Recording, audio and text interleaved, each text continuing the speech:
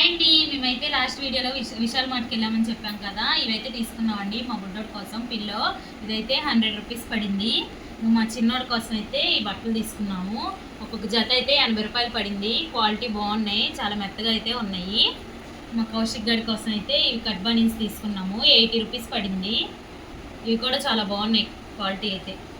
చెప్పులు అయితే తీసుకున్నాము. ఇవైతే 100 రూపీస్ పడింది. ఊరికే చిన్నవైపోతున్నాయి చెప్పులు, అందుకనే తీసుకున్నాం. మళ్ళీ చపాతీ కర్ర చూసారా, 50 రూపాయలు పడింది. ఇది పీట అయితే 85 రూపాయలు పడింది.